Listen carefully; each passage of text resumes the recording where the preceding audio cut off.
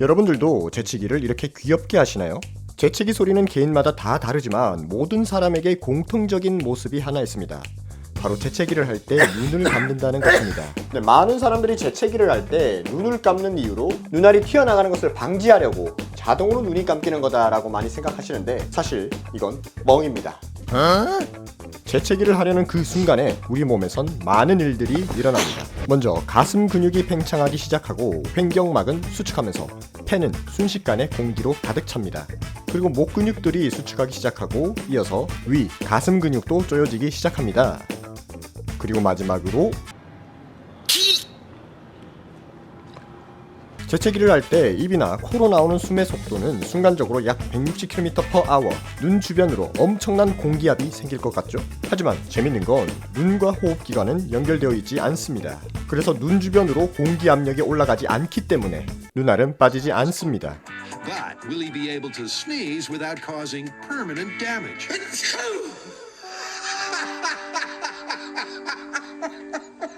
또 한 가지 이유는 근육입니다.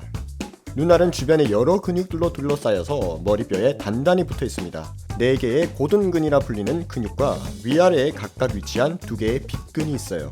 그래서 우리는 눈을 대굴대굴 굴리는 것이 아니라 눈 주변의 근육을 움직여서 눈알을 움직이는 것입니다. 마치 여러분이 친구의 팔을 세게 잡아당기면 관절에 붙어있는 팔뼈가 빠지기는 하지만 그렇다고 팔이 뜯겨나가는 것은 아닌 것처럼 이 눈도 근육들로 아주 단단하게 붙어있기 때문에 칼로 잘라내는 거 아닌 이상 눈을 뽑아내기는 어렵습니다.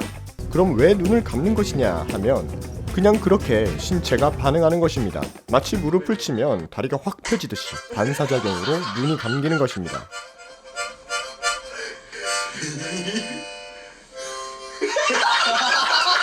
특히 몇몇 기사나 글들을 보면 재채기할 때 나오는 균이나 바이러스가 눈으로 들어가지 않게 하려고 눈을 감는다고 하는데 아닙니다.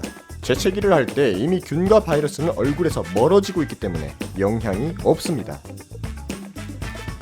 그렇다면 어쩌다 이런 미신이 생겼을까요? 브리만 박사께서 그 기원을 찾았습니다. 찾아봤더니 1882년 4월 30일 뉴욕타임즈에 관련 내용이 실려 있었습니다. 한 여성이 갑자기 재채기를 하고 한쪽 눈이 터져나와 극심한 고통을 겪었다. 브리만 박사는 이 기사를 보면서 이렇게 말했습니다. 현대 해부학에 따르면 6개 이상의 근육이 눈알을 붙들고 있어서 재채기로 눈알이 빠지는 것은 불가능하다. 보통 눈 근육과 그 주변 신경에 손상이 있을 때 그 신경이 눌려서 격렬하게 구토를 하기도 하는데 이때 눈알의 수정체가 돌출되기도 한다 라고 말했습니다. 그러니까 눈 주변 근육과 신경에 손상이 있을 때 수정체가 돌출되는 정도의 문제는 있을 수 있지만 눈알이 빠지는 경우는 없다라고 말하고 있습니다.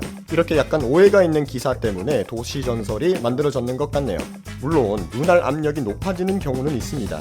스트레스를 많이 받거나 아니면 안약을 넣어서 아니면 여러 다른 질병 때문에 압력이 올라가기도 하고 또 눈 속에 영양을 공급하는 수분이 제대로 순환하지 않아서 발생하기도 합니다. 이렇게 눈 내부의 압력이 높아지면 시신경에 영향을 주는데 이것을 녹내장이라고 부릅니다.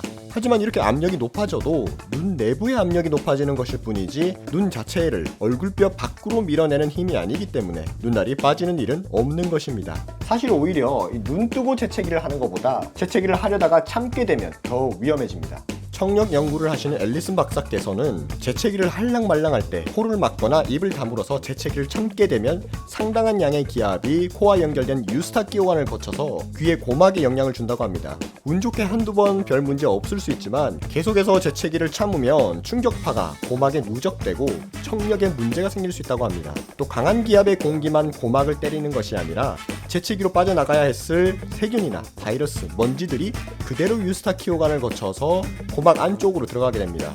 그래서 중이염이 올 수도 있는 거죠. 아무리 조용히 해야 하는 독서실이라고 할지라도 재채기가 나올 것 같으면 시원하게 하시길 바랍니다.